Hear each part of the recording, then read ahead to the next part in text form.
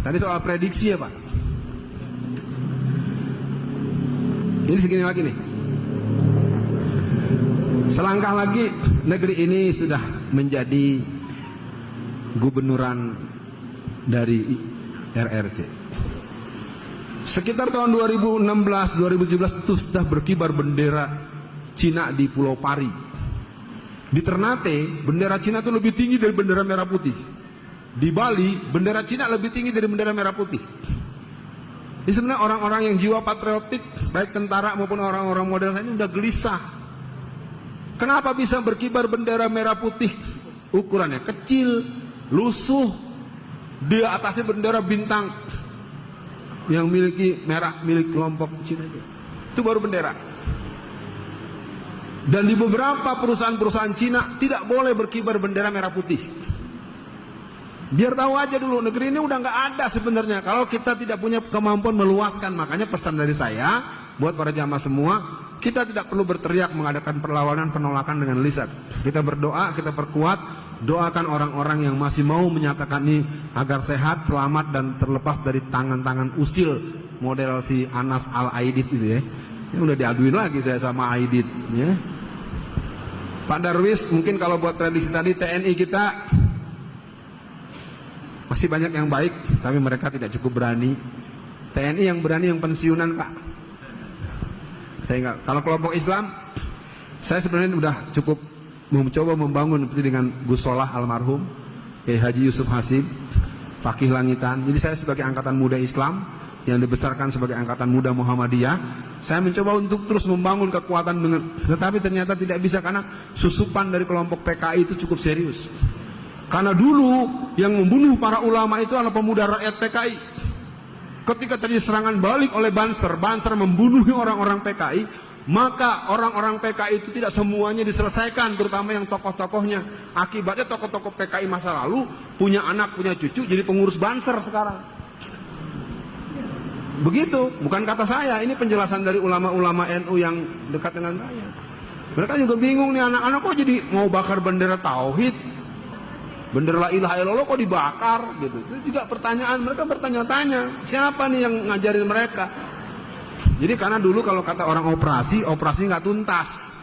Jadi benih-benihnya masih ada.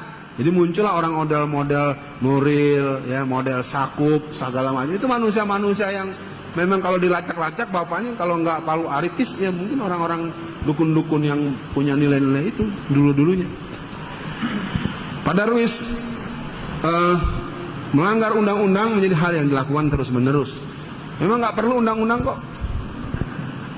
Kayak apa ngomongnya si Ade Armando. Ade Armando kalau kita rinci lebih dari 7-9 omongan dia yang sangat membahayakan dan harus ditangkap. Kayak apa omongan si Abu Janda. Ya. Dan kita tekan terus semua, apalagi ada yang namanya sama saya lagi Dewi Tanjung. Aduh, pakai Tanjung lagi tuh. Ya.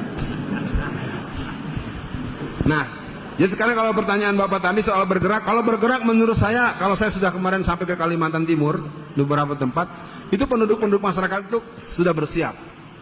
Makanya fenomena latihan berkuda, memanah, segala macam, harus kita mulai berlatih. Dan ada ajak pembicaraan ini dengan bahasa-bahasa yang lebih persuasif dengan teman-teman polisi ataupun apa. Kalau minimal mereka nggak ganggu kita. Ya. Yang perlu saya beritahu adalah Perbakin, Persatuan Penembak Nasional. 70% yang ikut latihan penembak nasional itu adalah pemuda gereja. Kenapa? Resmi. Kita nggak ngerti bahwa ini strategi mereka. Jadi anak-anak SMP kelas 2, anak-anak SMA, mahasiswa-mahasiswa Kristen itu banyak ikut organisasi penembak nasional. Sehingga dia terlatih mengenal senjata, mempunyai kemampuan menggunakan senjata, mempunyai keahlian bongkar pasang senjata, sehingga mereka bisa memegang senjata. Kalau nanti ada apa-apa dengan kita, mereka lebih siap untuk membunuhi kita. Sementara kita ributnya masih mau pakai latihan-latihan yang seolah-olah menentang negara. Tangkap lagi, teroris lagi. Ya, cerdas dikit, taktis. Kita harus berjihad. Menegakkan daulatul Islam, tatbiqus syariah itu hukumnya wajib. Kalau ada orang tidak punya cita-cita menegakkan Islam dalam hati, dalam pikirannya, batal syahadatnya.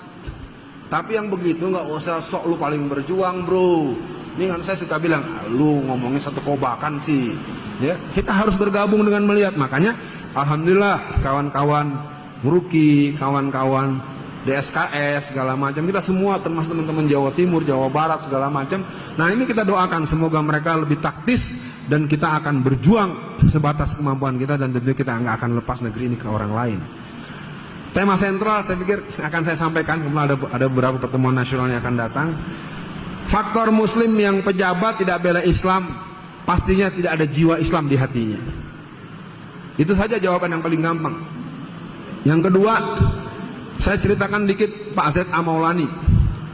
Z.A. Maulani satu hari datang ke ruangan Beni Murdani.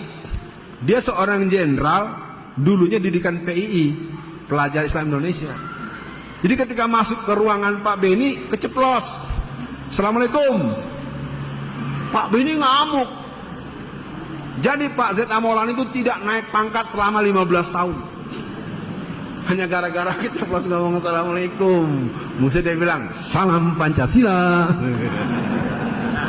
Belum ada ya. Nggak, ini sekedar tahu. Jadi orang-orang kafir itu wallazina kafaru ba'duhum awliya'u ba'd, saling bersama. Sementara kita tahsabuhum jami'a wa qulubuhum satta.